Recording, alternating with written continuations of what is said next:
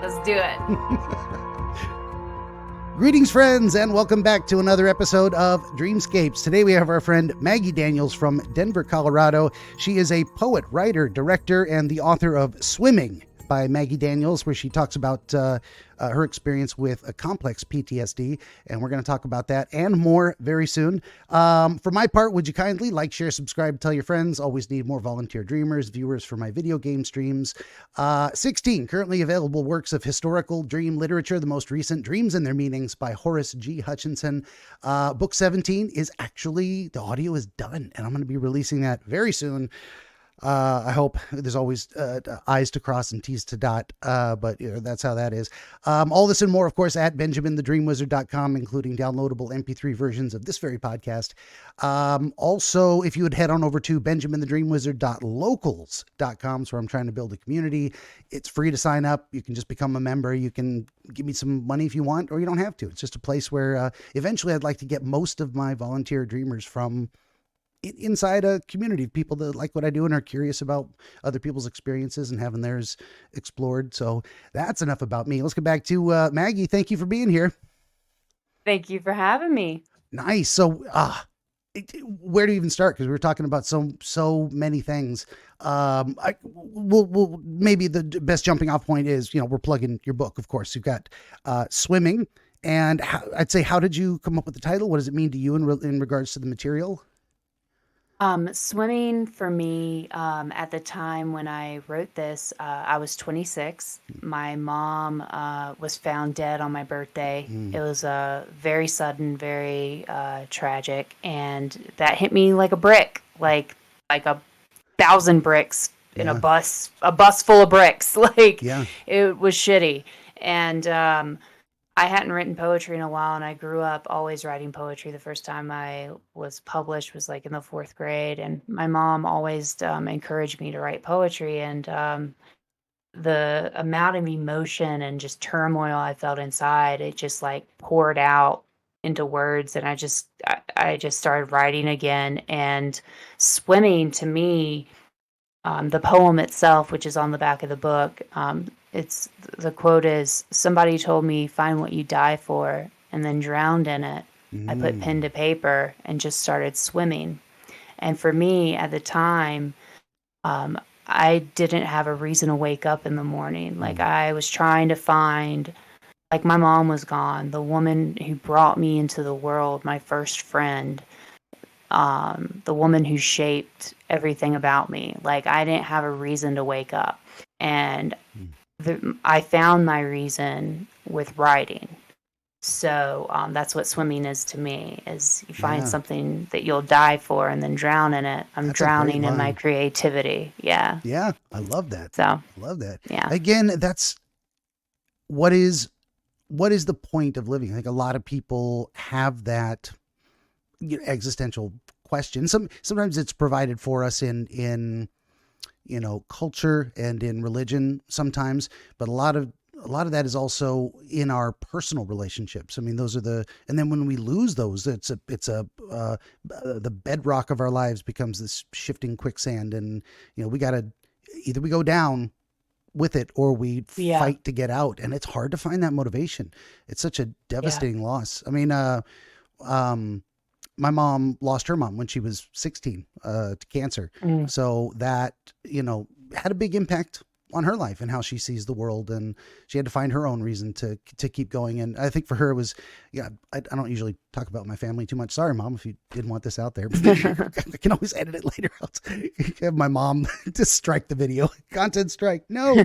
But helping take care of her younger sister was a big deal. It's I'm going to take on that responsibility as a purpose. And that got her through, for that time. Caregiver. Yeah. That's beautiful. Yeah, I leaned on to my real friends and certain family members, and I lost a lot of people. When you're grieving, when things get ripped, when literally a soul is ripped, someone doesn't exist anymore. It was mind-boggling.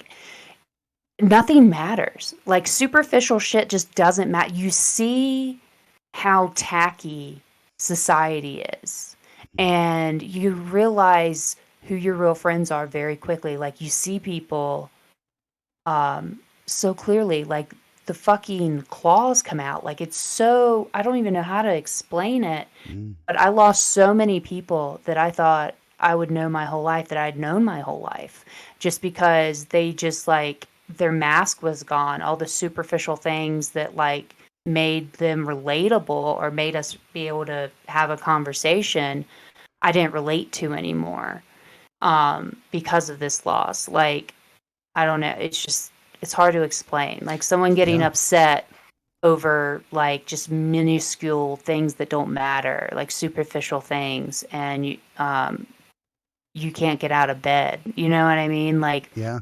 I don't know. I don't know. Someone's like upset it's raining outside and it ruined their day, and you're just like, my mom doesn't exist anymore. Like, it's just like Yeah. those differences, and you just start seeing people as like, oh, you just don't get it. You know what Yeah. I mean? Gives you a tremendous Yeah. amount of perspective as to what really matters. I think it does. Yeah. Yeah. That's a big deal. And then there's, yeah, it's tough on relationships too. From one change is in you, and it's now you see the world differently. Your value structure changes, and that may not be compatible with how you connected with them personally before. So that's from Yeah. your side, but then from their side as well. I don't think a lot of us are well prepared to deal with major depression or PTSD, or having our friends hit a patch of very intense suffering of Or change. Yeah. change, or the, Change at just all. the normal tragedy of life hits. And I think a lot of us are Yeah. insulated from that a bit too much, that when it comes around, people, it's when you find out who your friends are, people who are like, you're not fun anymore, so don't call me. And it's like, Yeah. what?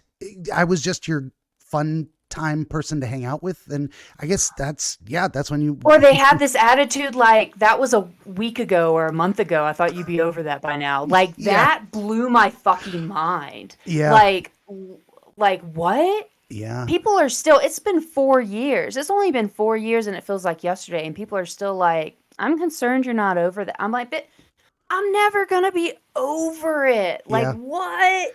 That might be the biggest Like, perspective we could share, say, with the audience out there, is there are experiences you have in your life that change you forever. There is no getting over it. It is, you are now a new person it's just, for the it's rest of your there. days. Yeah. Yeah, I had a nurse on. I saw a video online of a nurse explaining what trauma is. It's like a little red ball, and that ball hurts so much, like the day it happens, right? But it's not always hurting. It's bouncing around a little box that is your life, and when it hits the corners, like you're triggered, it's like you're there that day. Mm-hmm. But it's not every day. It bounces around, and the more you fill your life up, the more you fill your box up, the less it bounces to the corners and affects you, but it's always in there. Yeah, And that kind of summed it up for me visually. I was like, yeah, for that's sure. No, that's a great one that's too. how it is. And the idea of, we can add, like, you can't get rid of the ball. It almost never goes Yeah. away, but it You can, just fill the box yeah, you fill the box, and then it gives it or more, make it bigger. make it bigger. There's a lot of great Yeah. analogies for that too, but the idea Yeah. of padding, a buffer of other Yeah. important things that the ball can bounce up against, and say, this doesn't hurt as much today because I've got something else that's also very meaningful and important Yes. to me. Yeah, I And think, that's an everyday thing. That's yeah, an everyday thing. yeah. And just the duration of, like, in terms of grieving, so when they talk about, say, like major depression specifically, it's if there is a certain set of symptoms for a certain duration, and that's usually like, they might have changed the standard, or I'm remembering it wrong, but I think it's in excess of 2 weeks. And that is also caveated by the idea that, and you didn't just have a relative die, because that's completely normal. If you're sad for 2 weeks or Yeah. 2 months or literally 2 years, this is what I'm going to say too, in terms of getting over it. And that's a terrible way to conceive of it, but having the pain decreased enough that you're coming out of it. It can take people 10 years. That's not unheard of, to really get Yeah. past a major event. People And get eating disorders. People stop eating. yeah, Like, people stop functioning. Like, I had a friend who had just lost her mother, and she kept reminding, she was like, eat. Don't forget to eat, because she yeah, had been in some kind of hospital care because she had Yeah. health issues from being so depressed that her mother died. And thankfully, I have a very loving and supporting partner that kept me, hydrated and everything. Yeah. But it's it's a whole new world, and it's always there. Like, it's always there. And I remember my own doctor. She's not my doctor anymore, thank God. But my own doctor, I remember she was increasing my medication, and she was like, "I don't know why you're so sad." And I was like, "My mom just died." And she was like, "Oh yeah, I forgot that happened." And I was like, just hearing someone say, "Oh, I forgot that happened," I was just like, must be nice. Yeah. Must be fucking It nice. is. It is a lot easier. Well, but, I mean, what am I trying to say? The only people who can forget it are people that don't have to live it every day. So Yeah, it is, in a way, it is very nice. I wish I could forget, right? yeah, it's crazy. Yeah. And the lack of sensitivity in the health uh, healthcare system of America is just insane. Like, Mm. it's exhausting trying to pursue therapy for your mental health in the United States. Yeah. Like, It's not very well period. set up. And it's a horrible, there's, I don't know if you've heard of, and this, we're just going on a tangent because why not the It's okay. the iron triangle of healthcare. Yeah. That makes, if you've heard of that before. So anyone who hasn't maybe is, I think it's, quality, affordability, and availability. And the idea that you can only have two legs at a given time. Um, and so if you've got affordability and availability, it's not going to be good quality. And that's kind of what we get with, say, a lot of public health resources is that, yeah, anybody can get it sort of in a given area, but then it's like having a public defender at a trial. Like, he's got 60 other clients this week and you're going to get him for five Yeah. minutes and it's better than no lawyer at all. Or is it? I don't know. And they Um, have all these rules and loopholes you have to jump through to yeah. just all these things. And I lost my health insurance the year my mom, like the day my mom died. I turned 26, lost my health Shit. insurance. Yeah. And it Wow. was like, oh, cool. So I just had That to is the figure it perfect out, storm. man. Yeah, Yeah. I've been approved for the ketamine trials for Mm, PTSD and stuff. So I'm okay. really curious on that. It's just like 400 a Yeah. pop. So Yeah. maybe next year I'm gonna do it. But I've had a lot of friends have a lot of positive results from it. Good. Yeah. So I mean, we've been experimenting with psychoactive substances for probably since we were stoned apes in the jungle eating mushrooms. yeah, But in the medical sense, even in the dream books, that I've got out there, the most recent one that's coming out pretty soon, it talks about doctors experimenting with drugs and documenting their DMT. own experiences. I don't know. They were talking about, cactus buttons, mezcal or something like Okay. there was, Now I've there's done DMT now. really, That have you ever did you, done DMT? I never have, but I've heard, but did you see the machine elves? I guess it was a machine elf. I didn't fully break through because we didn't smoke it correctly. We Gotcha. didn't get it to a hot enough temperature. Hmm. But I was in a shed with my friend, and he's in front of me, and I see something out on my peripheral, and I just turn, and the rest of the shed is gone. It is outer space. Wow. And this is never, I've done a lot of like all psychedelics, and this has never happened. I've never had this kind of experience. DMT is insane.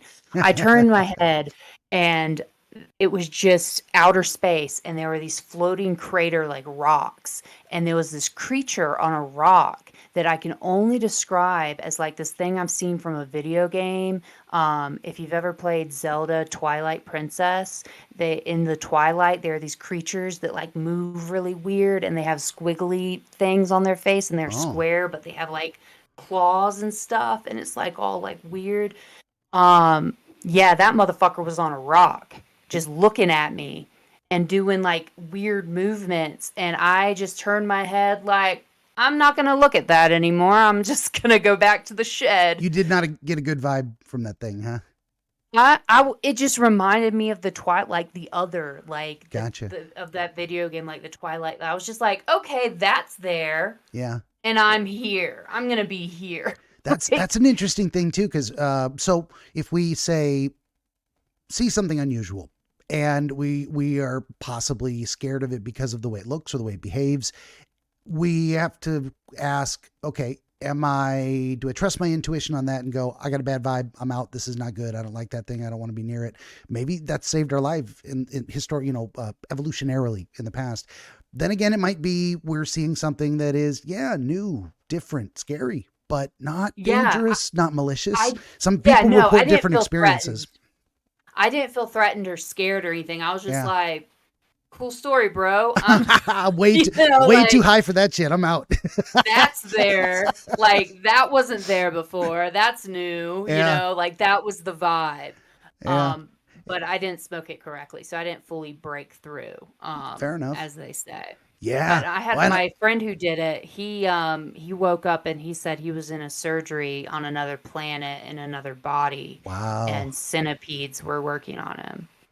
Or Okay. praying mantises, not centipedes, praying Wow. mantises. Yeah. Yeah. And I mean, there's so much we don't know and I love the fascinating theories, the idea that it allows us to kind of see through the illusion of Like dimensions and dimensions. things, Yeah. physicalities. It's like if the multiversal theory is correct. It's true. Yeah. The Yeah. way it kind of functions is the, Big Bang to heat, death, collapse to singularity to Big Bang. And it's all taking place in the same physical space in a way. It's like the same Yes. circle. But at each This is gonna get into my dream. This is my dream. Nice. Because that's what DMT is. We trip that when we're dreaming. That's what your brain is that's producing. part of my fascination with it too. And I haven't started looking into it, so I don't talk about it too much. Like one thing I try not to do is I'll ramble on all kinds of crazy shit, but I like to separate. Wow, isn't this a neat idea? I don't know what it is. From I'm pretty certain about these things. I think I understand how this works. So if I get into things like that, all I can do with DMT is go, cool story, bro. I got nothing. I don't understand how it works. Well, that's the other thing too. It fascinates me. It fascinates Well, me. that's what was bringing me around too. Is so we have a long history of as the human species and what we were before that, experimenting with different psychoactive stuff, and then medically experimenting with it to try and fix. Because we used to have just insane asylums, and people were just crazy people, and they locked them up because they didn't know what else. The CIA used to just, what was it, MK Ultra used to just fucking make people trip balls and do weird shit to them. That appears to be entirely accurate and not at all a conspiracy theory, as some people said. They've legit. said it. They've openly said. I don't even say conspiracy theory anymore because the CIA came up with that term. It's just just call it a theory at this point. Well, at some point, it's like this is just unverified prophecy. That's all. We're just waiting for the documents to come out. Is it been a Simpsons episode yet? Well, what I was actually referring to is even further back. We're talking like 200-300 years before that. It was the late 1700s, and this was before we even started experimenting medically with psychotropics to try and say, well, can we make the manic person less full of energy? Can we take the schizophrenic and help them stop hearing voices? And what was Helen Keller tripping on? Right? Is that like the same time period? I'm thinking. Am I on the right time period? Late 1800s, early 1900s. Is that the right time? I'm so bad with names and dates. I am. Yeah, I'm bad too. It's not my thing. Like I'll tell people.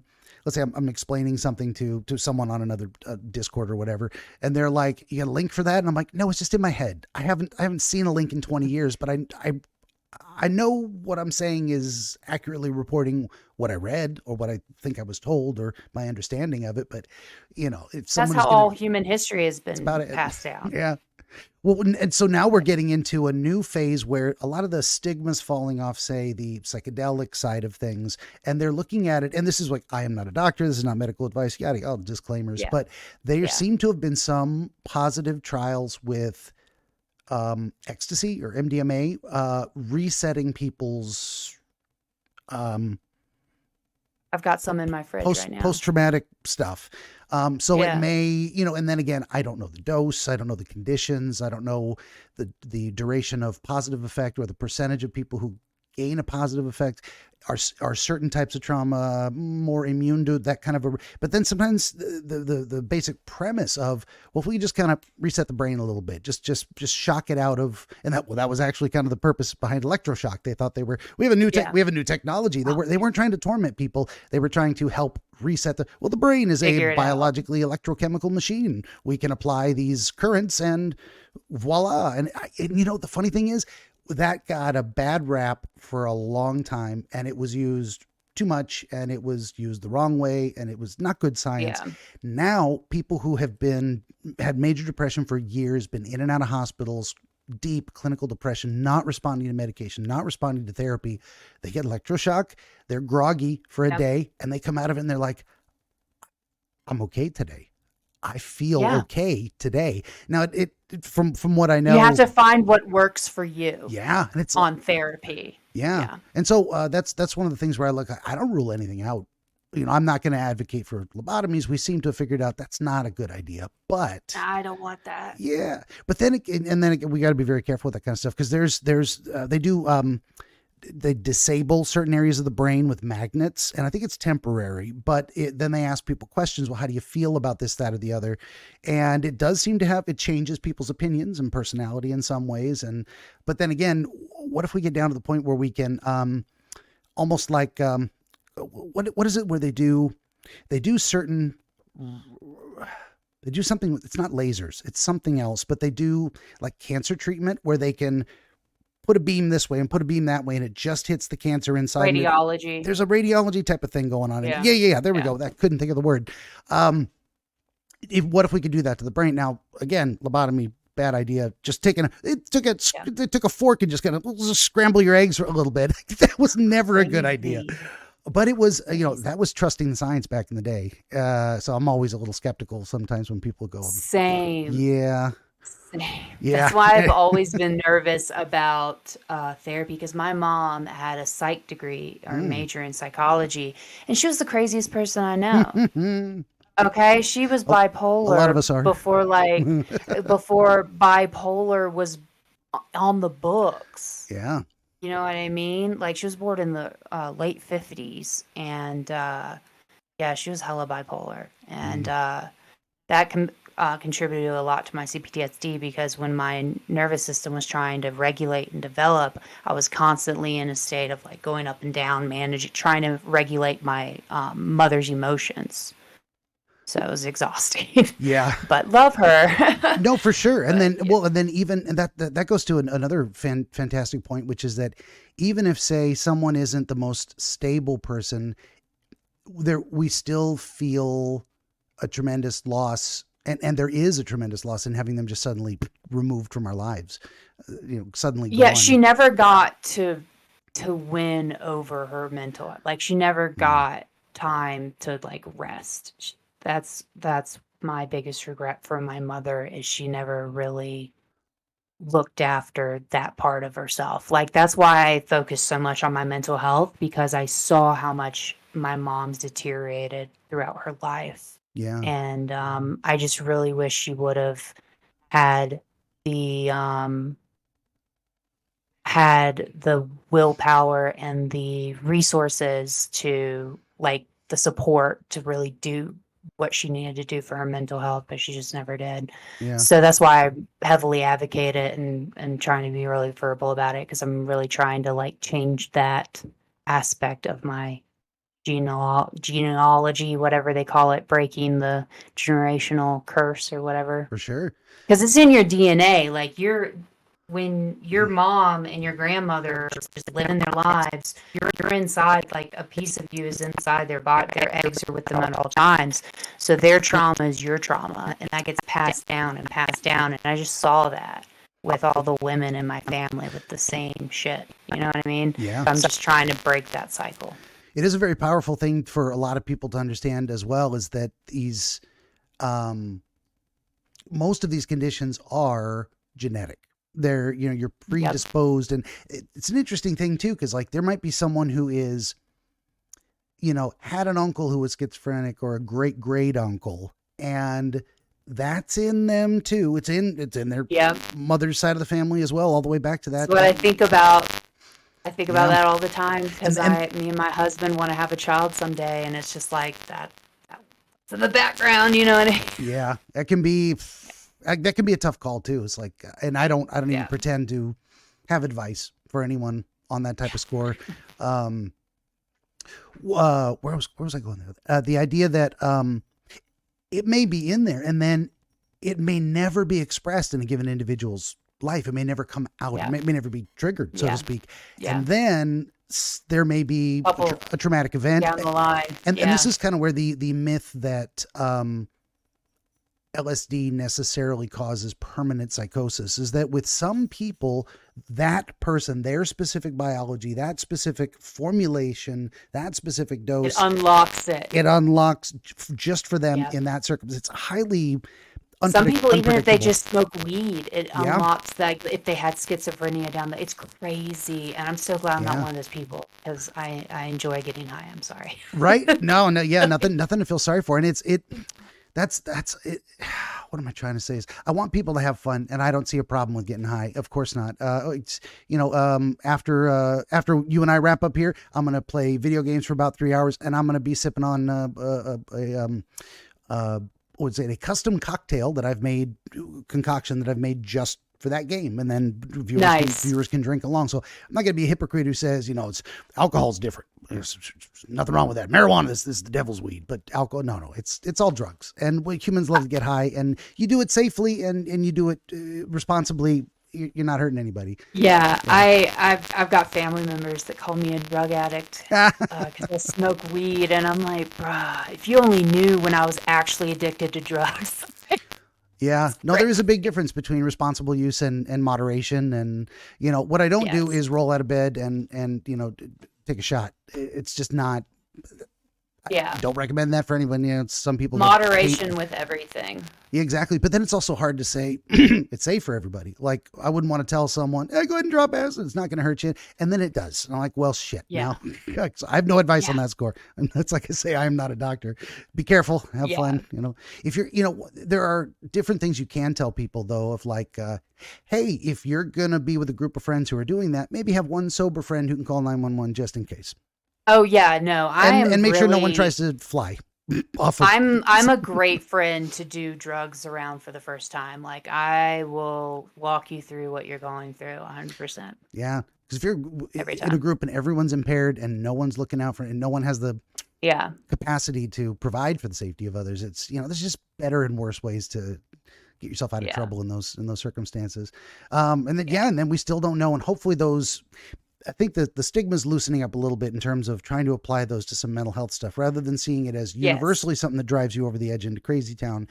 They're starting to see it as things that can maybe be safer alternatives to, because some people it levels them out to a normal line. Other people might have a genetic where it doesn't. It makes them go crazy. But most people like me, it's like drinking coffee. It gets me to a normal place where I can function. What I mean? I think I've got at least a touch of the ADHD stuff too, because coffee, just plain coffee, doesn't. I mean, just this conversation. That too. There's mental stimulation too. Like I don't know if I had this experience when I was a teenager. You go to Denny's and drink coffee and talk for like 7 hours. It's 2 a.m. in the morning, and the waitress is like, I'm going home. You guys ready to cash out? And we had Waffle House. Yeah, exactly. Yeah.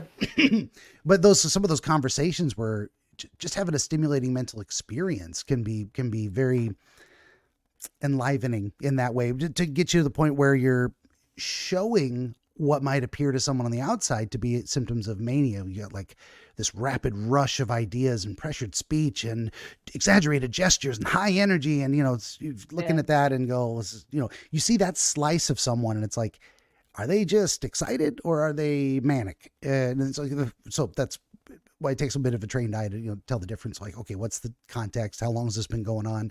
They haven't slept in 3 days. Let's talk. That's a problem. Yeah. That is mania or what is it? Methamphetamine. One way or the other. Yeah, right. Either one not so good. Yeah. Read the room. For sure. So I keep forgetting, and then I remember, and I don't want to forget again. Talking about your understanding of PTSD and what differentiates it from complex PTSD, and then what you've discovered in your process of learning about it and how your specific experience of it, what's worked to help mitigate it for. I mean, there's so many questions in there, but let's kind of throw the door open. Okay, so PTSD opposed to CPTSD, they're basically the same thing, but PTSD is more known for like a singular event. Say you get robbed or you're in a war, like for one event that is just very traumatic and very violent in Hmm. nature.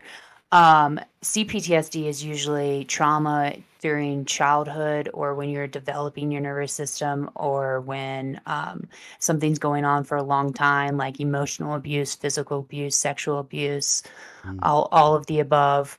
Um, so complex PTSD is usually more severe on the symptoms, Hmm. like your emotions are constantly up and down with depression and hyperfixation and then drop. Like, if I like this social interaction is probably going to make me like, I'm going to probably like just drain and be drained for like a day or two.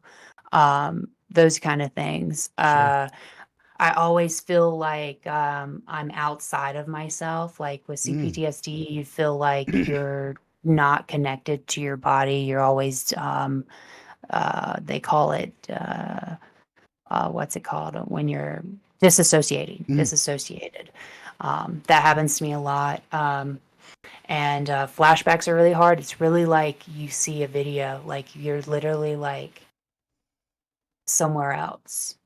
Like in like the room around you is gone. It's almost like being on DMT. The room Hmm. around you changes, and you can kind of like in your peripheral, you see it's really where you are, but taking up the majority of your vision is whatever the trauma and trigger is happening. Yeah. And that happens to me a lot in my sleep. Like last night, I had a lot of night terrors, and sometimes I remember them, sometimes I don't. Like last night, I was just being jolted awake a lot, and I didn't Mm. know what the panic was from. But that's why I was a little off today and kind of like all over the place, like frazzled.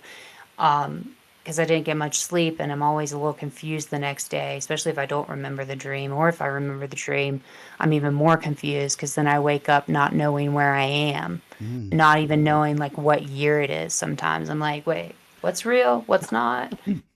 It's kind of crazy. That's an interesting question that just occurred to me too. Is like if there are under what Like the conditions? multi-universe thing. Yeah. Like, Well, that too. But like under what conditions would a person be more likely to experience? Um, there's probably a term for it, but like not knowing where they are, what's going on, compared to others. And I think it occurred to me it's like, well, that would make sense with someone who's say prone to say dissociative episodes where they're not, there's just something where that connection to the grounded sense of being in yourself and connected to the nothing environment. feels real. It just not that nothing feels real. It's Yeah. like a disconnect, and I think that's from all the like traumatic events of literally for your sake of mental survival, you just mentally disconnected, and now it's Yeah. just like permanently a switch going on and off. Yeah. Well, that's kind of how, what is it? The body's designed to react to like severe shock. Like if you have a severe physical trauma, the body's like, shut down, power off. Let's just That's stop. that's what happened in 2012.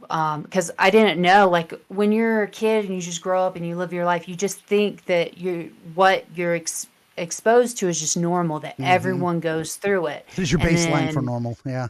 yes, that's your baseline. So you just don't think you're like, I'm not starving in a third world country, so like I'm not traumatized. Like that's the mindset that you're For sure. raised with. Now he's gonna start And talking. He probably wants hi. to go out and go potty. Shush. Just wait your But turn. Just wait for it. you don't have that mindset. And then in 2012, I had my appendix removed very Mm. traumatically. Like I almost like it almost erupted. It was really bad. And after that, my nervous system was like, "Bitch, you got to deal with this." And I physically was ill. I was sick every day. I was hospital. Actually, this is the first year in my adult life that I haven't been to the ER for vomiting and hospitalization from like my Well, nerves and stuff. making progress. But yeah, making progress slowly but surely. Right. But and it all comes from being self-aware and being aware that Yeah. this my body's reacting to nerves and panic and all these things that I've been suppressing my whole life because I just didn't know I wasn't Yeah. expelling it, like your nervous system takes score and it keeps it and it holds on to it and you have to fucking expel it.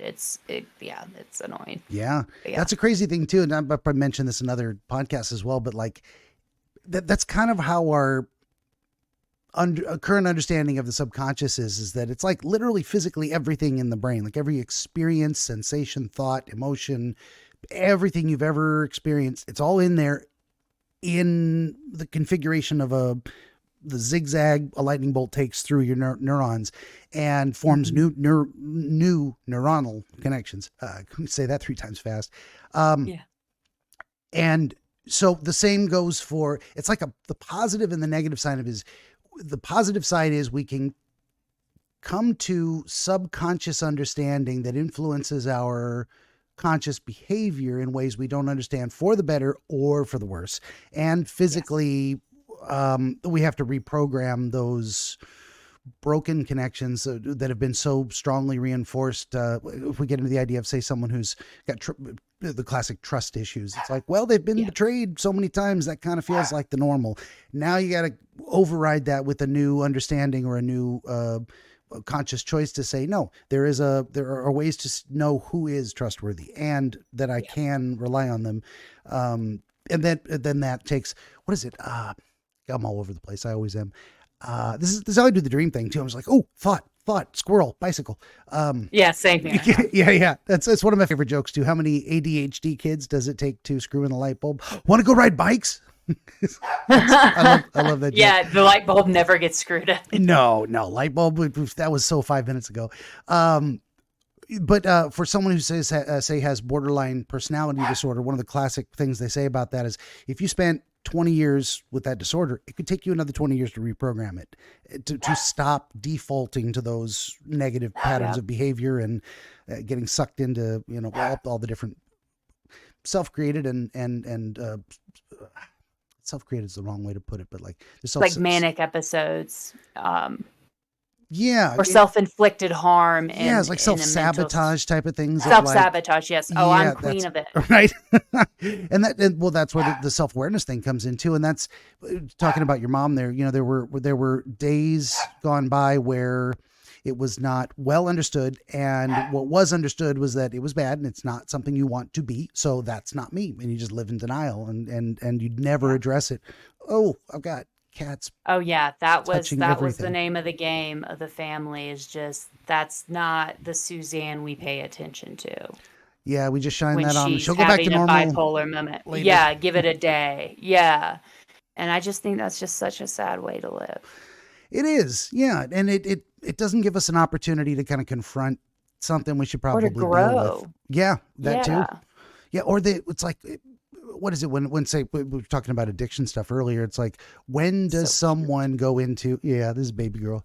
When does someone go into recovery? When they realize they have a problem, and not until and then they don't realize they have a problem until it ain't working for them anymore. It's like, well, I got fired from the job and I ran out of money and maybe I'm drinking too much. You think? I couldn't tell you that. You had to hit, they say, call it hit rock bottom, and for some people with the mental health stuff, it's like, it has to become disruptive to their life. The severity of the symptoms has to exceed their ability to cope in some very stark capacity. And then it either kills you or makes you want to live. It either kills you or makes you want to live. That's the for sure point. And I think we're getting better at encouraging people to be now there's a two-edged sword with being self-aware. It is absolutely indispensable that we be aware of ourselves. It is not really something humans can live without. We're always aware of ourselves to some degree, but there's two downsides to it as well. One is being hyper aware of yourself leads to a lot of anxiety issues. You're always like in your own head, but worse than that, it can lead to a lot of what am I trying to say? It's not just anxiity, but it's like self-doubt and and it's not a good outlook on yourself. I forgot how they word it. Like, there's something medically. There's something about and again, I lost my train of thought, and the concept I was going for though is the idea that excessive rumination and internal focus is actually really detrimental to your health. You got to get Yeah. out of your head. You got to be experiencing. Ignorance is bliss. There is Ignorance that. There is is, bliss. yeah, there is that too. Well, it's like, it's like a time and a place. It's like when it's time to think about your choices and evaluate whether you should make different choices.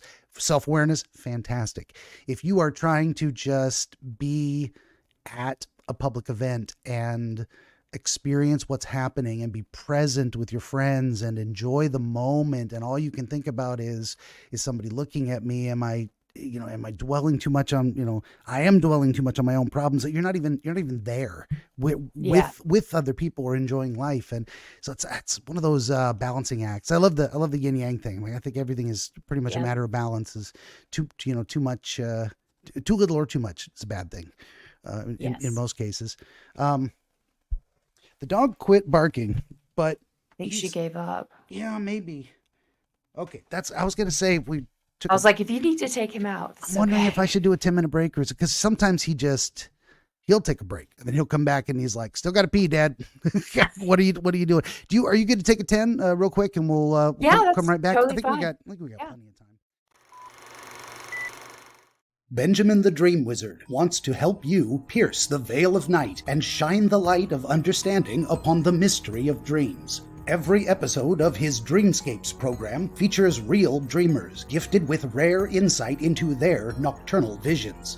New Dreamscapes episodes appear every week on YouTube, Rumble, Odyssey, and other video hosting platforms, as well as free audiobooks highlighting the psychological principles which inform our dream experience, and much, much more. To join the wizard as a guest, reach out across more than a dozen social media platforms and through the contact page at benjaminthedreamwizard.com, where you will also find the wizard's growing catalog of historical dream literature, available on Amazon, featuring the wisdom and wonder of exploration into the world of dreams over the past 2,000 years. That's Benjamin the Dream Wizard on YouTube and at benjaminthedreamwizard.com.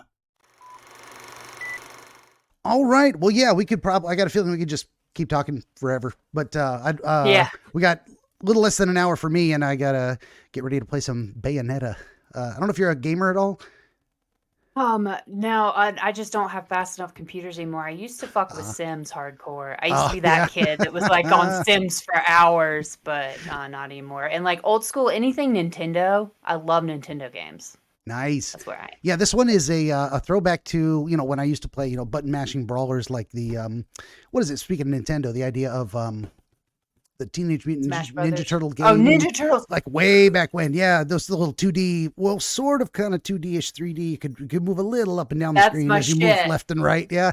Well, Bayonetta is a button mashing brawler. I'm terrible at those games. I have fun. There's the people who can, 360 no scope headshot in Call of Duty or whatever. That's not me either. No, yeah. I have horrible hand-eye coordination. My thumbs hurt like immediately now. Like I'm just like, I got old lady thumbs. I can't play video games like I used to. Yeah, I actually have. I never used to have bring it up on screen. I never used to have a controller. Now I've got one. It's weird. It's weird. Mouse and keyboard player all my life, but I've got this controller. And I'm trying to. Apparently my thumbs are retarded. They just are. It's just no way around it. The game I'm naturally good at, and I take no friends or mercy in, is Mario Kart. Oh, nice. I will whoop a bitch in Mario Kart. I remember I played my little niece. She was like 8, and she was like, Aunt Maggie's not nice when she plays Mario Kart. I'm like, no friends in Mario Kart. I'm also terrible at those driving games, except I found one and this was a few generations of the phone back, but where you work the phone like a steering wheel. And I'm like, I can do this. Oh, yeah. That was pretty cool. Speaking of which, I should get this sucker. Those are my favorite arcade games. They're the racing ones. Those are so fun. Those are kind of fun. I kind of want to go to Dave and Buster's now. I don't think I've ever been to one. I think we might have one out here in Portland. I'm not sure. Oh, you should check it out. It's fun. It's fun. It's just a Chuck E. Cheese for adults. Right? I think I enjoy the idea of going to places like that more than being there. Like, I don't like public places. Sometimes it's really draining because it can be too crowded. I get overstimulated very quickly in public spaces. So Me too. I get it. I'm more of a hermit. I just I got my cats in my garage and I just stay here. Same. And if I never had to go shopping again, then it would probably be perfect. You just never leave the cave. Yeah. Like, So I'm counting this as a full social interaction, honestly. So, yeah. absolutely, I'm good for the day after this. Then it's just Yeah, drinking and video games, check it. right? But dreaming. Okay, Yes. So so you've got a dream, and I've I'm got gonna a shut dream. up and listen. We're gonna do the thing. So anytime. Okay, so this is my dream, and it's been repetitive, and it's kind of like an ongoing thing. It comes with the like multi-universe thing, and it confuses me when I wake up because it's so realistic. I will wake up, it's like lucid dreaming, Mm. but I wake up in my dream. Like, I will wake up in my grandmother's house or my childhood home or my grandmother's beach house, like somewhere I went was a lot as a child. And I will physically wake up in a room that I was familiar sleeping in on a sofa or a bed. And I wake up and I think it's real, but I'm very aware that I am 30 years old, like, of my life, all of everything that is current now. And I'm just like in a full sheer panic, like, why am I in this house? What year is it? And I usually, um, the reoccurring dream that I started having before my mom died was we sold Hey, all the houses I grew up in. leave her We alone. gradually like sold Sorry. my grandmother's house, sold my childhood home, and sold the house that my mom died in. So I was having this dream that we sold that the houses were sold, but all of my mom's stuff was still inside. And so in the dream, me and my mom are sneaking in trying to like steal her stuff back.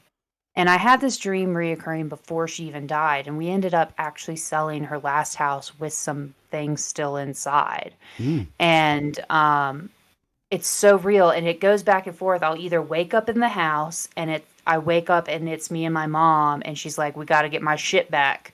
And we're trying to get her stuff out of the house, and like the new people call the cops, and we like race back to our other house and hide. And then the other one is I physically wake up in my grandmother's home or my childhood home, and it's the new owners. Like, nothing is nothing is of my any family members' belongings in there. It's all new things.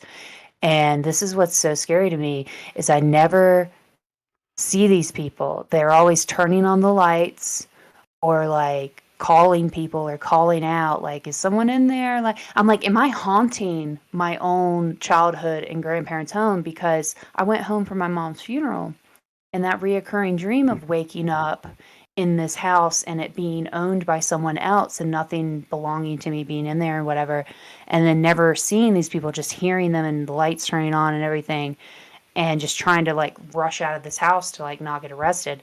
um I went home, and I drove past my grandmother's house, and there was a detail that was the same as my dream that I couldn't have made up. Like, literally, I woke up in my grandmother's house one time, and it was owned by someone else, other things in there. And I'm like, oh, I need to get out of here. So I get out of the house, I go into the backyard, and there are cars parked off of the driveway on the grass. And I remember thinking my grandmother would be so pissed that they're parked on her grass like Mm. that.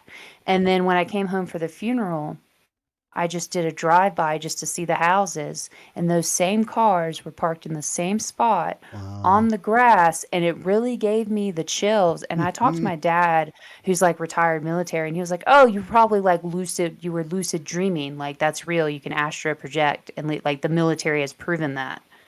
And I was just like, it just blows my mind. So I don't even know what's real anymore. Yeah. Okay. So sometimes I feel like I'm haunting my own shit, like my Yeah. childhood space, and I just want to go knock on the door and be like, do y'all ever get woken up at night? Strange noises in Like, the house. Yeah. yeah, it's so weird. Okay, what do you think? Yeah. What do you think? As Those are two different dreams. as I'm you were sorry I threw two dreams no, at that's you. okay. We're gonna get back to it. I just had a thought as you were saying that. Have you ever seen the movie called The Others with Nicole Kidman? No, but the butterfly effect is how I usually explain Oh, it to people. okay. That when I wake up and I'm frantically wondering what year it is, someone will look at me and be like, "Oh, what are you talking?" Like, look at me like I'm the one being crazy. That what are you talking about? You just took a nap and Gotcha. it's this year and blah blah blah. And I feel like I'm like well, this person's going to die in a couple years. We need to tell them about that. And then they're like, what are you talking about? It's like different details of my life are the same but different, and everyone's looking at me like I'm crazy for asking questions. Yeah. Well, Yeah. I won't spoil the movie, but I will recommend it. I think you'll find it interesting based on how you described some of this stuff. So it's a, I'll look it up. kind of a, I'll look it up yeah, after I mean, this. broadly it's a, haunted house movie ish. I mean, that's what Yeah. it's, that's the, and it's, Oh, wait, with her kids, with her, and yeah. she sees these kids. Yes, I've seen that. Oh, Yes, I've you seen did. that. Okay. I Well, love then that I movie. wasn't Yes, going to yes, spoil yes. it for you, but we can talk Yes. about it. But that idea of, well, the twist at the end, like Yes. Yes. who were the others in that one, Yes. right? I feel like I am the others. And I grew up, Peanut my butter. grandmother's house was Hi. haunted when I Come lived here. there. Like I had You friends had who those wouldn't spend the experiences? Yeah. night. Yeah, we have like recordings and everything, like weird things would happen. And I'm like, on a time, you know how all time is happening all at once? I'm like, has it been me this whole time? Like I experienced the hauntings of my own lucid dreams. Oh, that would be. Wasn't there a movie like that too, where there was a little bit of a Um, the person that comes to. was with Matthew McConaughey, and he like ends up on his daughter's bookshelf. He travels through space and ends up on his daughter's Was that bookshelf or something. Interstellar? And like some of the things Interstellar, he yeah, experienced as odd things were like him yes, doing it to himself or something, and yes, at a different yes. time. And it was, oh yeah, I think that's not the That's only how I one. feel. Yeah. That's how I feel. A poor dog keeps trying to get back in my lap. He's gonna. Oh, I know, poor guy. lap He doesn't babies. he doesn't know. Like when I have the chair in recliner mode and I'm playing video games, I can tuck him in there. But right now I'm sitting up. There's no room. My ass Oh. takes up all seat. Okay, so what works best with my process is to pick one dream. So whichever one, Okay. I would say whichever kind of dream happened most recently that you can I remember. would say the wake up one, the second one I was describing. Okay, where it's you awaken, and so how about how And long it's the ago? new owners, and they're there, and their things are there, and I feel like I'm the intruder in the home, but I never physically see them, or they never physically see me, or I feel like they can't see me. Yeah. I had that probably last week. I probably had that dream last week Okay. again. Yeah. Good deal. That's fantastic when it's kind of fresh. And for two reasons. One, you get better recall, and two, you can kind of remember what was happening in your life last week. So at some point in the exploration, we'll probably get around to, okay, this is starting to make sense because here's what I experienced that might have caused me to examine that idea in that form again. That's usually what's going on Yeah. with recurring dreams is we've crystallized a concept into a dream experience, and every time we re-experience that type of concept in real life, we have to confront that kind of problem again. We go back into the dream experience to say, okay, if I look at this again, am I going to understand it better this time? Yeah. And usually about the time we figure it out, the dreams stop because they don't need to come back anymore. We've figured it out. Yeah. Whatever they were obsessing over has been resolved. So I've had that actually happen a couple of times with folks who bring me recurring dreams. Like, after we talked, I haven't had that dream since. I'm like, oh, that's amazing. And that's the other That's thing I was going cool. to say too, is like, I don't, what is it? There are more things under heaven and earth that are dreamt of in your philosophy, Horatio, that Shakespeare quote. And it's like, Yeah. I am what I call a credulous skeptic. I'm willing to believe a whole lot of crazy shit is absolutely possible. I don't, but if I can't explain it and tell you the difference between this dream is prophetic, this dream is not, I leave it all off to the side. But astral projection in your sleep, these are ancient ideas that go back, like I said, literally ancient, 2,000 years or more. And that and prophetic dreams and possible psychic connections with other dreamers or close relatives, and then we experience those messages, say, in our sleep. Lots of stories of people who say, yes, that happened to me, and I don't believe they're lying. So They but feel like new memories, yeah. like new experiences. 100% feel like new experiences. Yeah. So I've had some folks who brought me a dream that they explained why they believe it was prophetic, because that dream pretty much happened to them a few weeks later in real life. And now they're talking to me about it looking back. And I'm like, I believe you. Not something I can work with. So did I lose you? Or, Oh no, I thought my cat was meowing at the door. My kitten woke up and he's a oh, little needy. Okay. So Well, if you need a break too and you want to grab them, that's fine. You can cuddle in your lap either which way. Okay. So last week you had this dream again. So if you could try to just tell me, well, you described it a little bit. That's the broad strokes of it? You awake, you know it's your grandmother's house, but it's a yeah. room filled with strange objects. It's not the furniture you remember, Yeah. and Yeah. there are other people in the house, and you know their presence because they turn lights on and off, and you hear them calling. Is someone there from another Yes, room? Okay. yes. I hear them calling. I hear them talking, or I hear them call someone on the phone. It's this elderly woman, and then sometimes she has a husband or some kind of male um, person that comes there. Sometime that's there. Sometimes he's not. Sometimes she's alone, Hmm. and sometimes the house is empty. Okay. But it's always a variation of those, and I always like try to hide Right. whenever like I I probably think would they're too. gonna come in the room, because I think it's real, and I always feel like I'm trying to hide, but I'm definitely like not hide, like I'm just standing in front of these people, and they're just like, anyone's in there, you better get out, like. Yeah. Like, I feel like I'm the ghost, like, literally, like, they can't see me, but it feels so real that it's creepy. Oh yeah. And okay, so my process is we get the broad strokes, whatever you describe it is, and then I like to go back through it again, and I try and see it as much as I can through your eyes. So this is literally when I say, I'm like, you are inviting me, and I'm standing over, looking over your shoulder, shining a flashlight. So I'm just trying to see what you Yeah. see. You awaken in your grandmother's old house. That's like Yeah. the beginning. Any particular room? Is it a bedroom? Are you on a couch? Yeah, there are 3 different places I wake up. Mm, It's either in one of the 2 bedrooms I used to reside in when I'd stay at my grandmother's, or down in the sitting room, the den, the sofa, mm. and, This most recent time? they yeah, yeah, and they've no, this most recent time I woke up in one of the bedrooms. And I look out the window and I'm like, what the fuck? Like, how is this even possible? And then I start questioning everything. I'm like, is my mom alive? Is anything real? Like, what? Yeah. I'm like, how did I wake up here? I live in Colorado? And I start like self-doubting my entire life. Sure. Yeah. And you, I think the way you described it originally was you are waking up as yourself. You're not a kid again. This is not kind of a Yeah. throwback As memory. myself. Yeah. No, whenever I'm someone looks at me like like I should be a child, is when I'm like scrambling, like, what year is it? And I'm Mm, talking to someone that's like, it feels like I'm waking up in a memory, like the butterfly effect yeah. aspect. I haven't seen Like, that movie in forever. It's a great movie. oh A yeah, it's really I weird. thought it was a fantastic. Well, before going into It's it, a good movie. it is. No, I agree, and I'm not It's saying not fun to live it. that. No, that well, that too, and it's like it's a bit deceptive in a way because you think it's this kind of thought-provoking science fiction, philosophical, and it turns into this kind of really dark thriller of like this is messed. That whole thing is messed up. What did I walk into? Yeah. But it's that's Yeah. what made it so great. Is it's just you're just stunned at how good it is.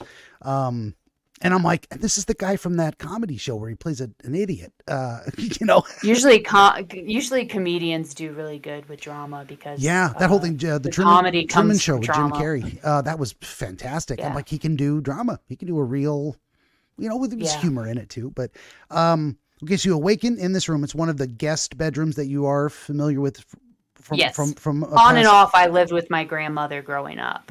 Okay, My mom had mental health issues and hoarding issues, so like she would have whole houses that we just couldn't live in at times. mm. Well, that makes it a very powerful experience too, because you're going to a place of let's see, that has a whole multi-layered um associative kind of constellation around it. It's good that it was a safe place of stability you could be when it was necessary. It's bad that it was Yeah. necessary. You're taken away from your Yeah. mom, and it's your mom's, and it's because of this other constellation of stuff that's going on Yeah. with her and her inability to kind of regulate herself. We And weren't supposed to be in that house. It was like, you're an unwelcome welcome, you know what I mean? Yeah, and that's another layer to it as well. Is how did your grandmother see it? Was she a little perturbed? Oh, yeah, well, we have to do this again, or was she more like, "I'm happy to be here She for you. loved It's sad, she loved her grandchildren, but she was perturbed with her daughter and very conflicted frustrated emotions." on yeah, and didn't know how to deal with mental health. And she couldn't say no. I mean, she wouldn't say no, but other family it caused a lot of rifts between her siblings and things. Gotcha. So, Did you feel like as a kid, right or wrong, that you were an imposition, that you felt oh, bad? Okay. 100%.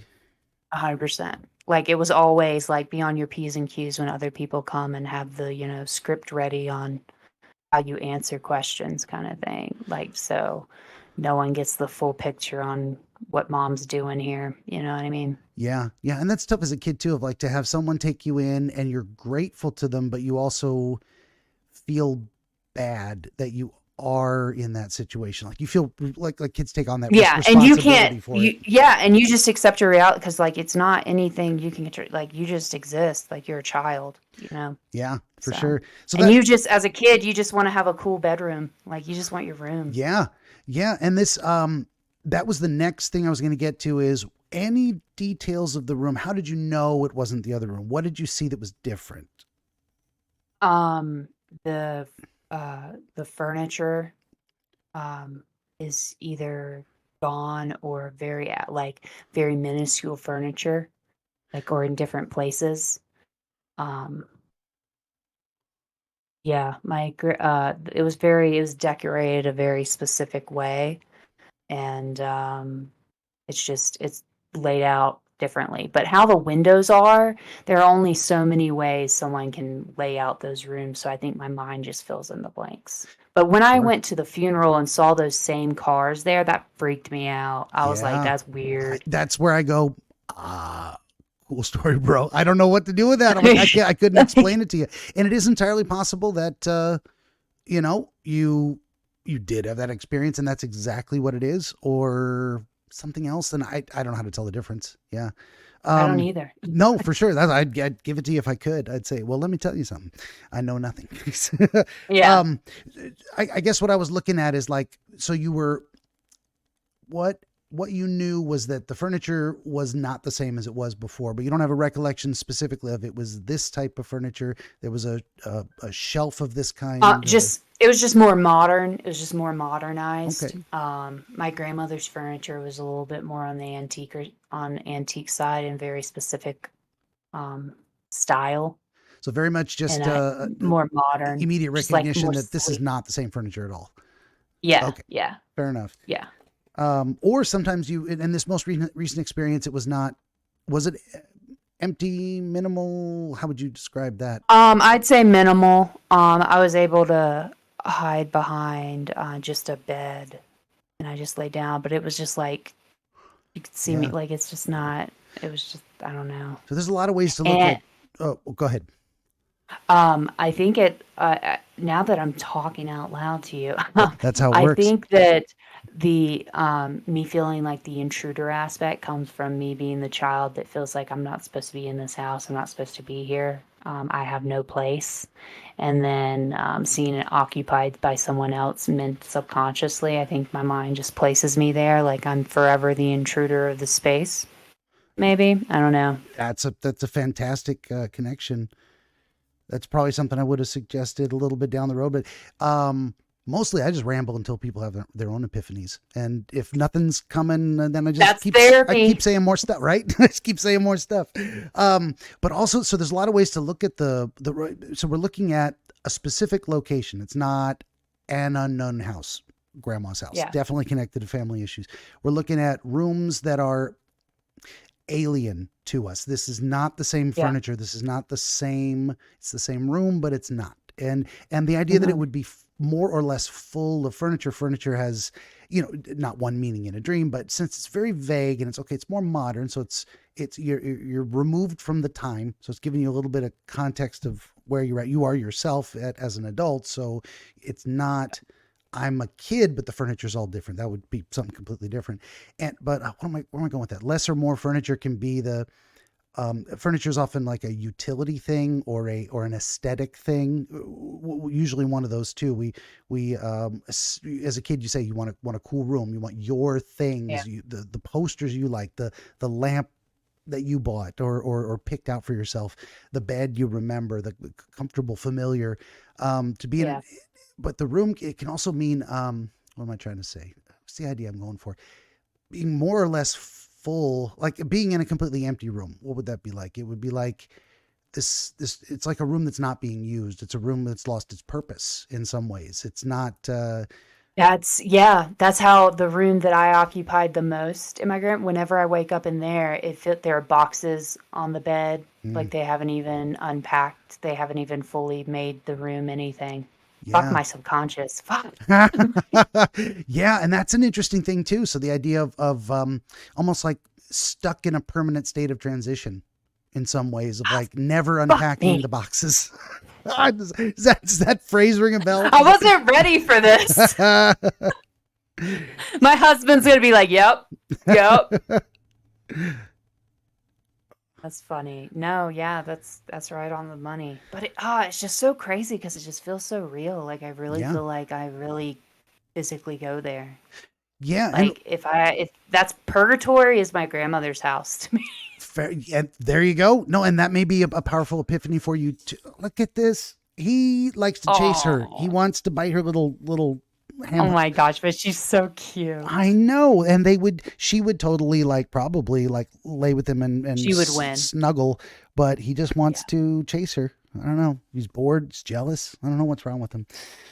Well, speaking Yeah. of displaced persons, so to speak, are this peanut butter. He got taken in after my wife's relative died, so he's our Oh. inheritance is the dog. So he gets to come live Yeah, I got my mom's cat. there. You I mean, yep. he's passed now, but at the time I had her cat, and everyone's calling like, "Doodle's still alive." He was the oldest fucking cat. We got one that's coming up on 15 years. I think she's almost 14, something like that. And spry as all get out. The other one's losing her hair. She looks like it's just Yeah, so funny looking. I think this dude was almost 20. He was like 18 years old. That thing. He went to sleep on my couch and died. He just went to sleep, That's and I hope I that's the die best like way. that cat. Yeah. No, I had Yeah, another one. I woke up in the morning and I think he's sleeping in front of the cat litter box. I think he pulled an Elvis, pooped too hard, and then keeled over. Yeah, I can laugh about it now. It was stressful. Well, yeah, speaking of traumas, like, and then you think of dogs. Well, he was in his previous owner's bed when he died, and then he came to live with me. So, and she was already here, and so maybe he's trying to pecking order of like it's my daddy now, yeah, or I don't even know. Dog psychology is not yeah, not my expertise. But getting to the idea of stuck in a permanent state of transition. What I wanted to say about that is holding ideas like that loosely in terms of, okay, I had that feeling. It was a real experience to have that feeling, but I'm not going to assign that statement a truth value, if that makes sense. Just like when you were a kid, yeah, I had the experience that we were a burden on our grandmother. Now, that's a real experience you had, yeah, whether you were or not, whether that's the message she yeah. intended, whether that's how she felt about you or just how you felt about yourself, being like, I'm sorry, we're here again. I wish there was something I could do about it, but I'm helpless. But So I'm five. yeah, but exactly. And the idea that, yeah, it's so you may feel like you were in a permanent state of transition, but you're not.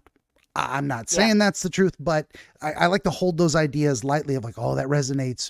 Well, okay, just accept it as a real thought. yeah, A thought that did happen, but don't assign it a truth value. It's absolutely true or definitely not true.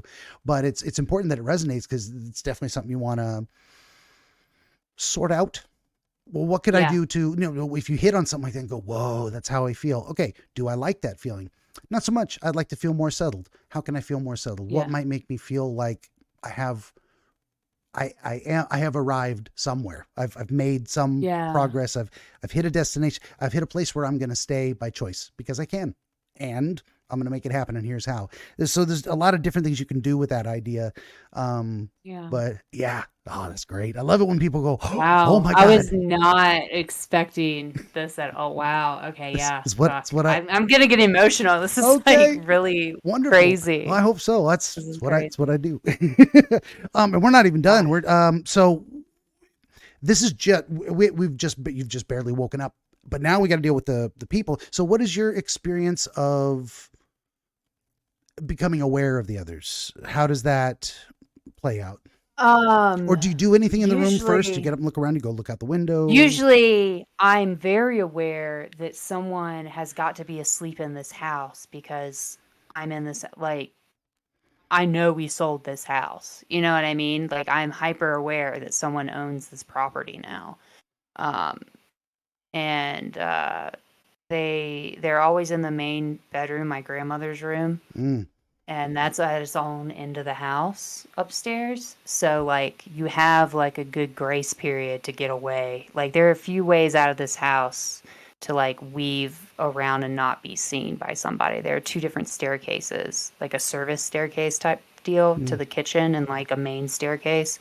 And yeah, and I think it might have a lot to do with when I was a child, another trauma.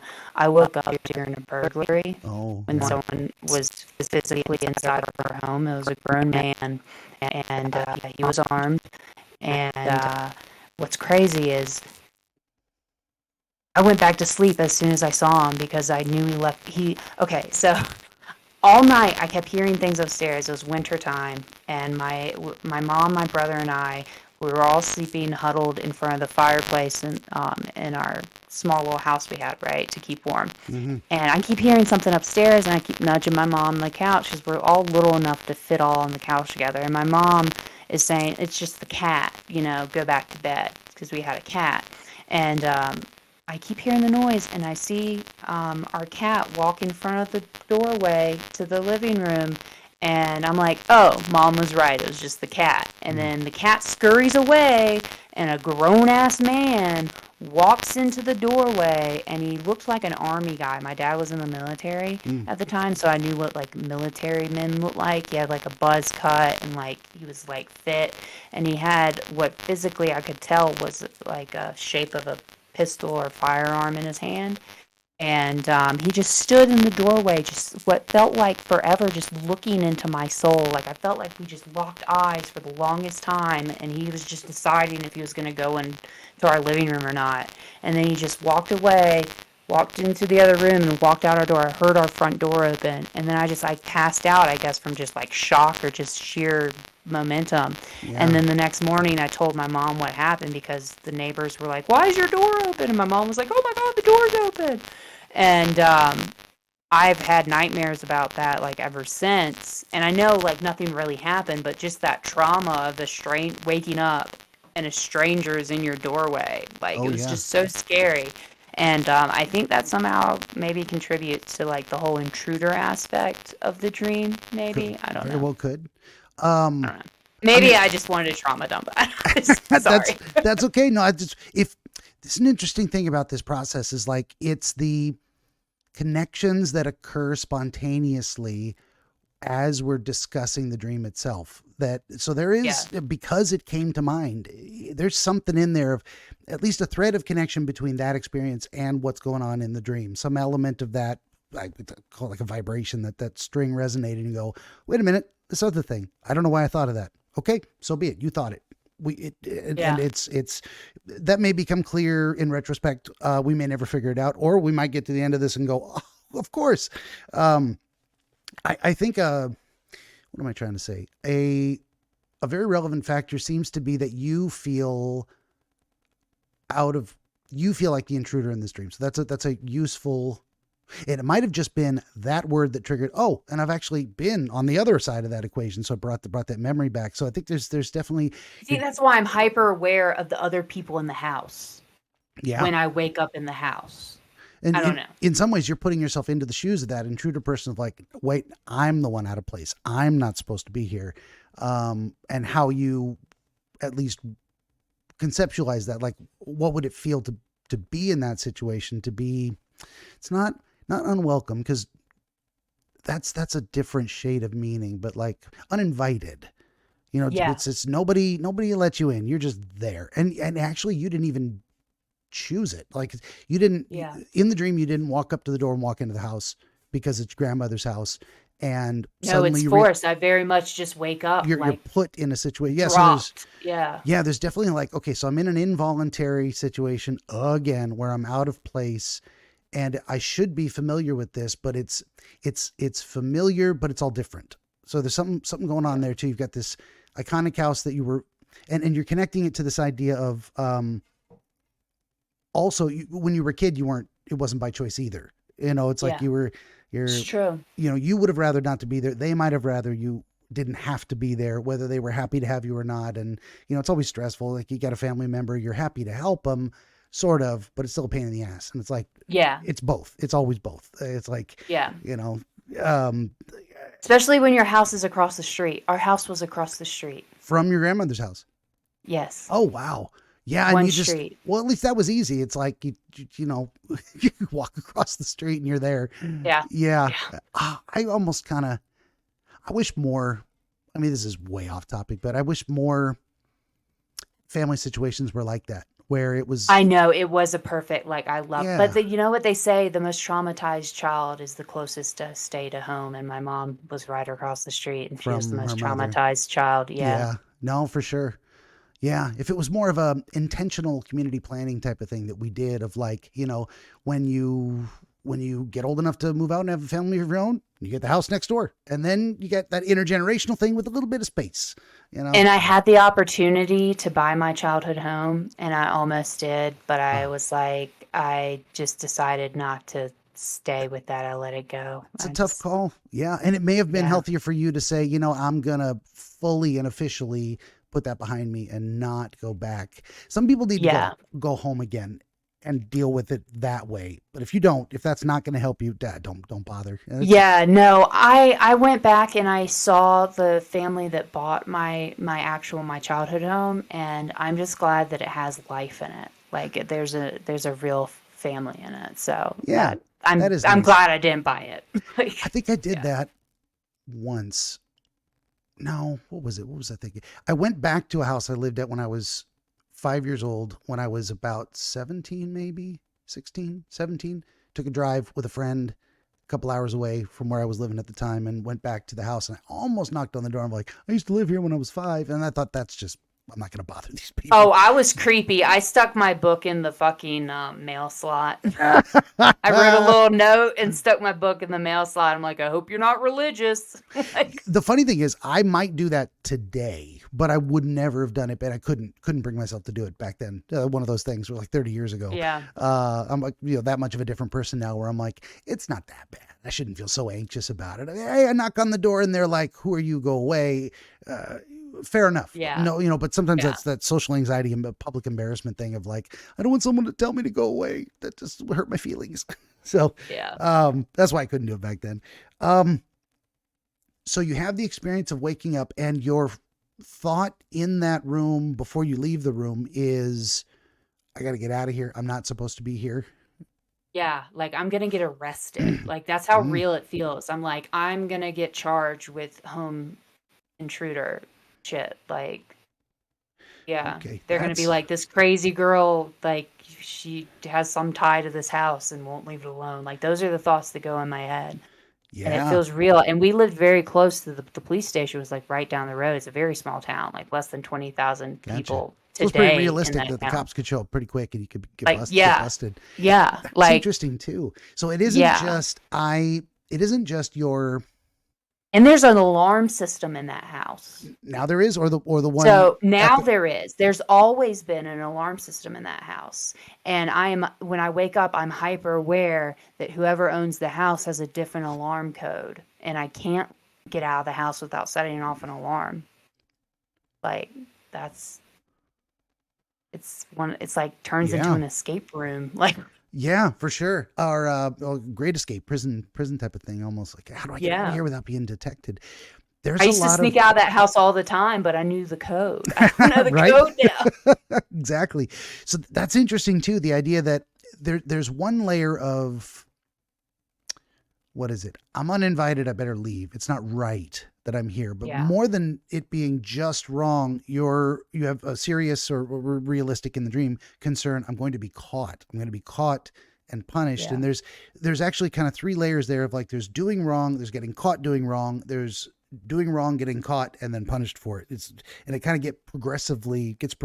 So you had like all three Yeah. in your head at the time. So there's a layer of, Stressful. yeah, no, for sure. And sometimes that can just be, you're trying to understand, why do I feel so intensely about this? Well, there's rational reasons. You don't want to get arrested. Who does? Yeah. But also there's another side of it, which is your, whatever's going on with this, you're analyzing the consequences of being in this situation again. So again, the idea of recurring dream, sparked by something that happened in your life. You go, oh, here we go again. This situation that keeps coming up that I haven't figured out how to understand or how to resolve. And part of the way you're conceptualizing it, at least on this last one, is that not only am I in the wrong place without permission, or, I'm not doing the right thing, or I'm put in a position involuntarily where I'm in the wrong. It doesn't matter. In some ways, it doesn't matter how you got there. You got to get out. It's not your house. Yeah. And so you just acknowledge that it's not right for me to be here. So involuntarily put in a situation where you're not responsible for it, but it's not right that you're present. Yeah. And it's going to be difficult to say, hide this from the people you'd rather not see you. Yeah. Like, inevitably, I'm going to have to face somebody to solve the problem. Yeah. It's almost like you don't want to be caught tripping, as the kids say. Yeah. It's like, if you could just kind of get out of there quietly and no one has to know, because there's an embarrassment. But there's no out quietly. There's no quiet out because of the alarm. And beyond just say, it's bad enough to say get busted by someone and there's no consequence, but then you go an extra layer and say, this isn't just bad. This is, I could suffer from this. Like something bad could happen to me in return if I don't succeed in removing myself from this situation. And it's also interesting to me that you never really see the other people. And this is consistent across dreams as well. So it's kind of an unknown other, a very generalized other. It's just the concept of other people in general. Yeah. And not only that, but it's like, what am I trying to say? Like there's a metaphysical truth to the idea of owning a piece of property. It's like, it's a violation of that person to be there without permission. It's kind of how we conceptualize right and wrong. So it isn't like the house is deserted and you're like, oh shit, I probably shouldn't be here because my grandmother doesn't live here anymore and I don't really want to be here. I don't even know how I got here. But more than that, there's like an escalated level of, no, this is someone else's house. That's the nature of the wrong. I was supposed to move on from this. I shouldn't be here. Like that's where it goes. Yeah. And it keeps bringing you back. And that's so there's purgatory.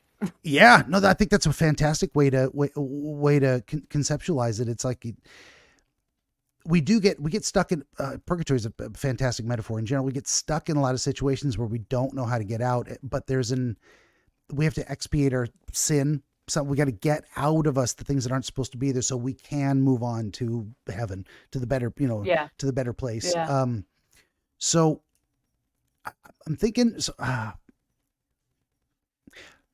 Sometimes, a lot of times, but not every time, houses are, they're property, but they're often related to, what am I trying to say? Like our body. Sometimes like metaphysical. Yeah. Like the idea of different rooms, like it's a temple.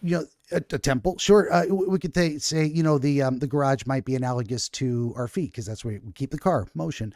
The family room is, or the kitchen is the heart, those kind of things. And it depends on, and the den, maybe where the computer was set up, it represents these are just for a given person. Those might be symbols that relate, but sometimes there's more nebulous concepts of, and you were talking about the dissociative thing too. It's like,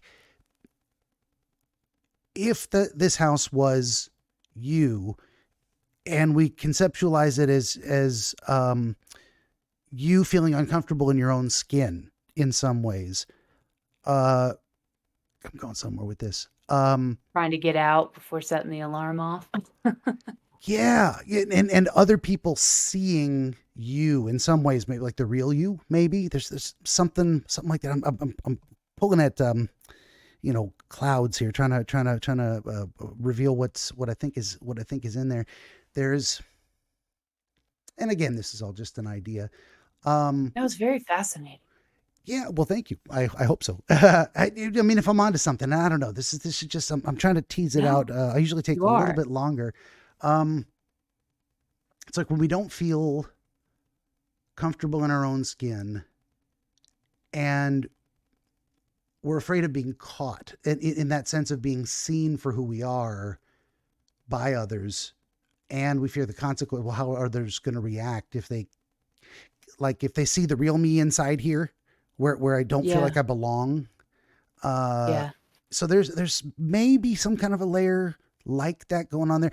The real test would be to say, okay, if we conceptualize it that way, is there any experience you had last week that resonates with that idea of being seen for who you are, accidentally showing someone more of yourself than you meant to, and you're concerned about how they're going to judge you?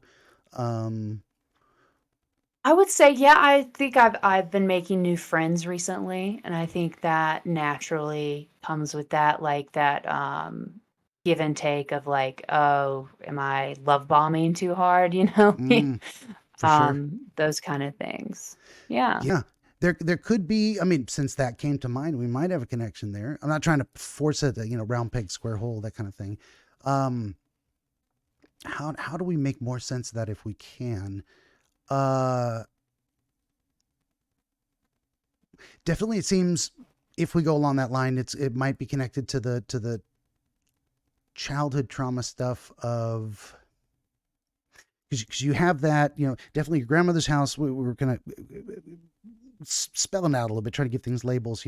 It was the reluctant safe space in a way, or Yeah. the, in a sense, and you didn't want to be there. They would have preferred you not there. They're happy to help family as far as it goes, but Yeah. it's a burden, and you know it, and they know it, and no one says it. But Yeah. here we go again, that kind of thing. So you've got this connection to that. Um, inst- And you could never really comfortably be yourself in a space where you're always the guest. I Yeah, think that that's too. where it You're comes very much from. aware that it's not your house, and that can be, I mean, very Yeah. much related to.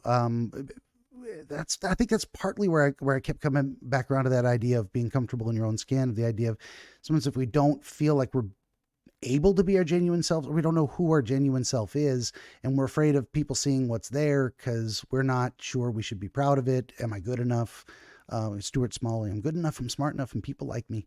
Um, Oh, I got the phrase that's not very ladylike a lot. mm, yeah, sounds like there So, was I wasn't the a kind bit of of judgment. my grandmother was a very debutante, very poised, Mm, classic, timeless kind of what she was born in the 20s, 30s or 20s. gotcha. Yeah. So that just different generation, and she was very intelligent.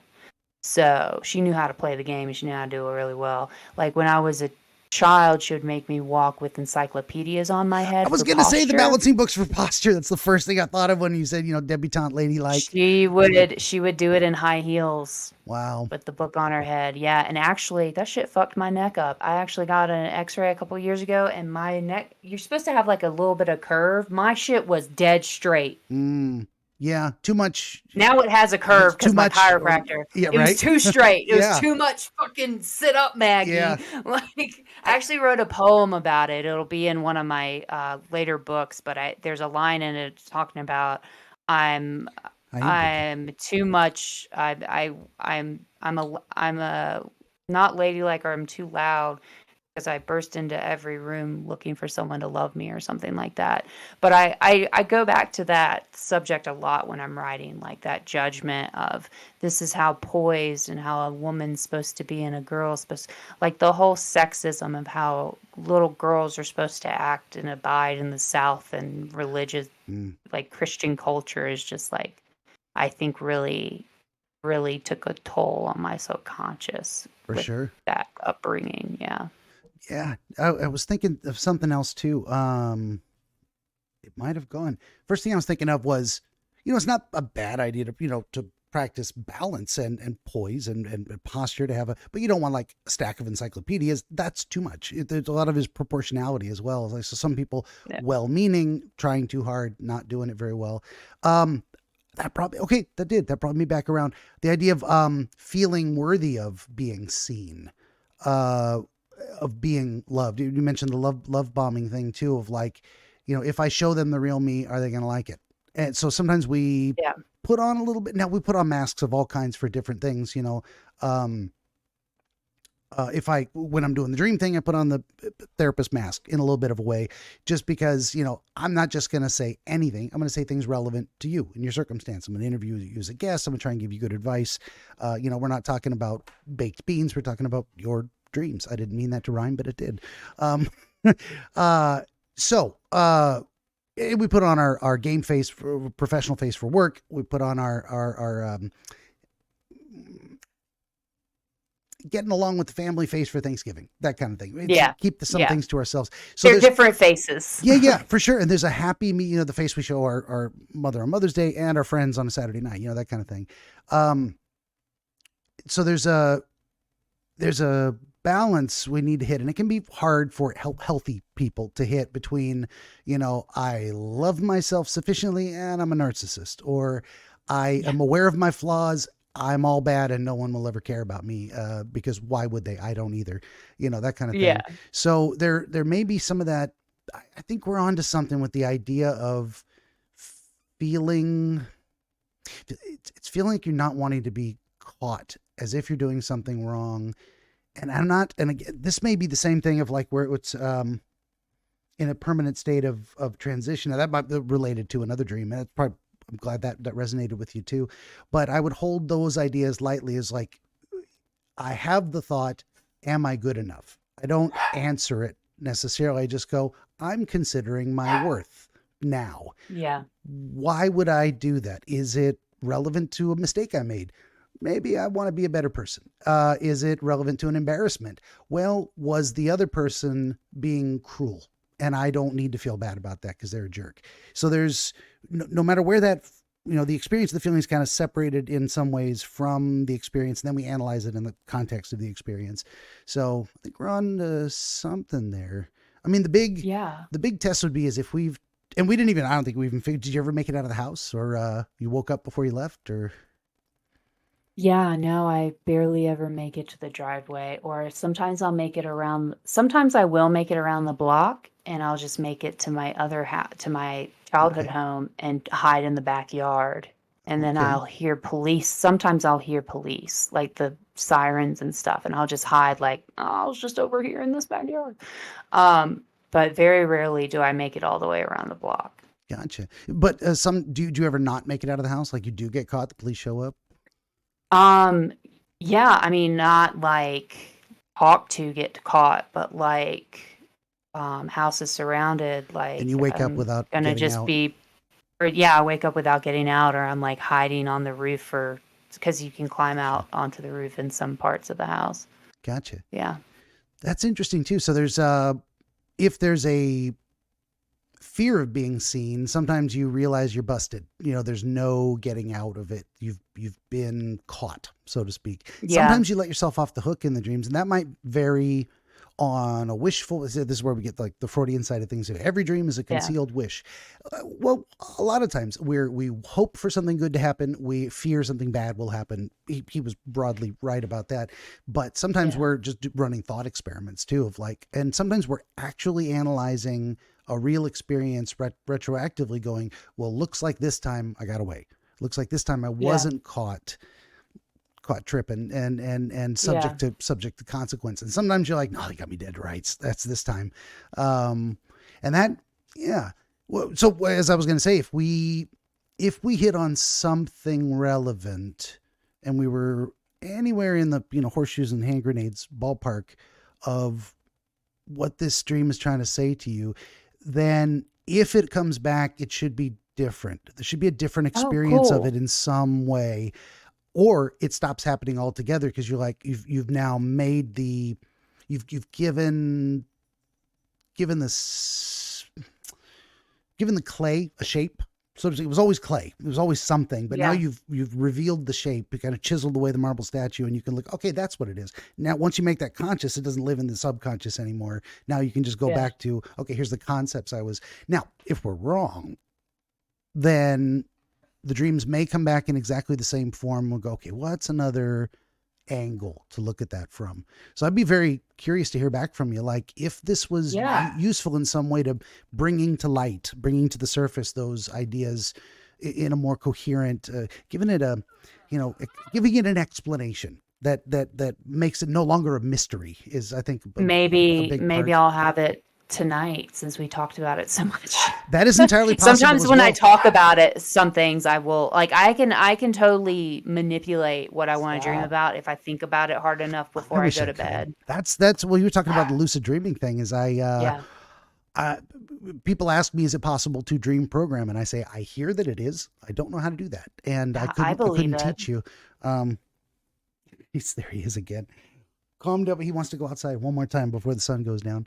We'll get to that. But I want to hear either way, and it would be hopefully we hit on something and I'm thinking for you because you have strongly, you seem to have a strong dream connection in terms of your experience of it. It's not as, for me, it's very vague and distant. It's like, what do I see over there? Was that a dream? I can't even tell. Um, it seems to me likely that you might have this dream again, but your experience of it should be different. Like you'll wake up in the house and this time you'll go, maybe I'll just go march up to that room and say hi to the people and say, sorry, here again. What are you going to do? And then you might surprise yourself and have it be a thing where it's like, I talked to them. They were completely understanding. They were like, oh, I get it. That's cool. Let me open the I door for you. have I actually have now that I'm thinking, I actually have talked to somebody before, and it's always me apologizing, trying to explain that I physically just woke up in this house, and they're just like, "You're a crazy person." Okay. Like, that doesn't make any sense. How no one just like they're in a state of sheer just like processing someone's in their house. Yeah. And I'm just never like physical, like it's just like I know someone's in the room and I'm just experiencing me trying to explain to them Yeah.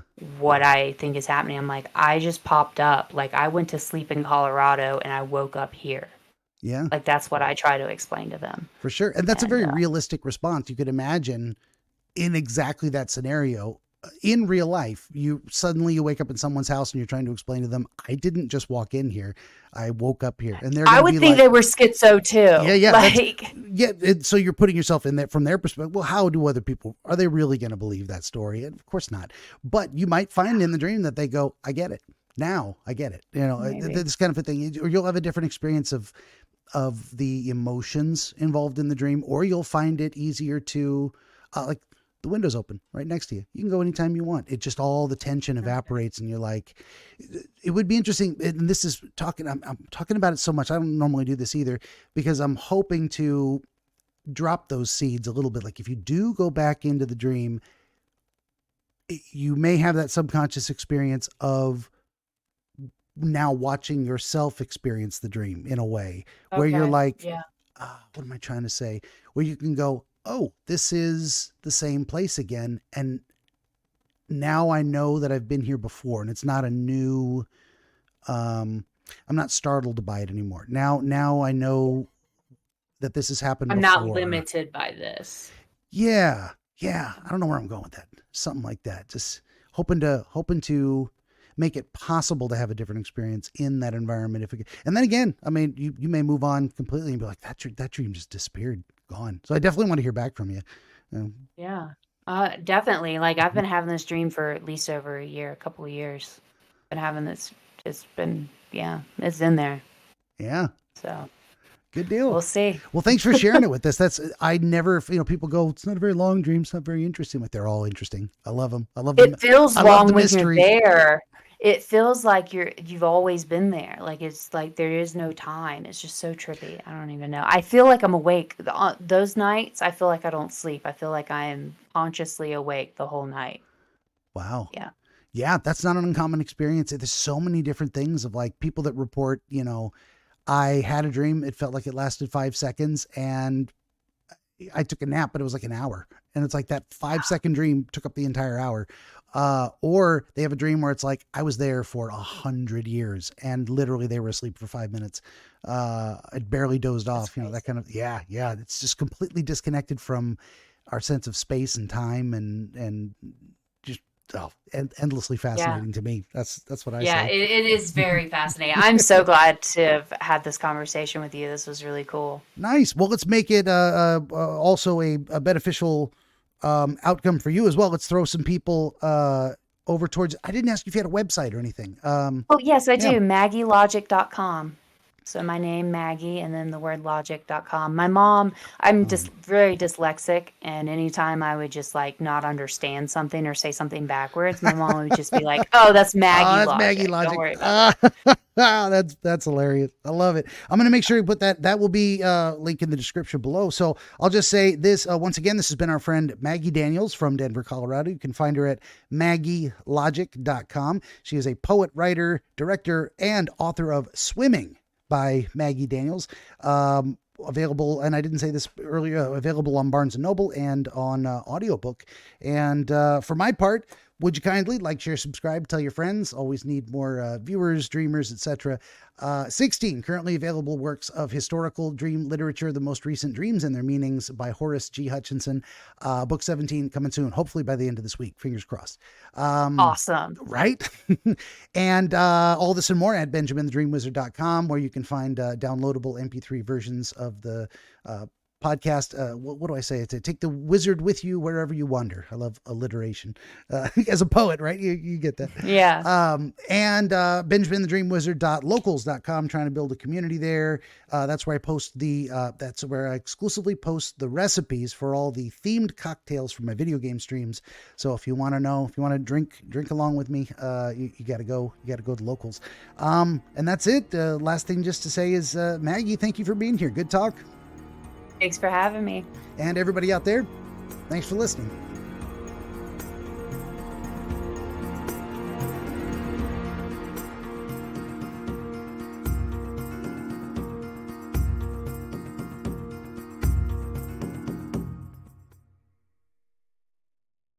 Okay, I got the recording. BTS. I got the recording started here.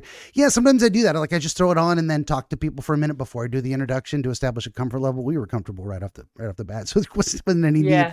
I suppose the other thing I forget to tell people, I do not record without permission, without announcing it like I did. I do not release recordings without permission. That means afterwards I'll talk to you for a minute and just say, hey, you feel good about that? Anything you want me to cut? Or the whole thing? No, too personal. I never see the light of day. And any reason or no reason at all, 10 years from now, you want your video off my channel, gone. No questions. I don't have people sign release forms. It's all. Someone's trying to cancel me.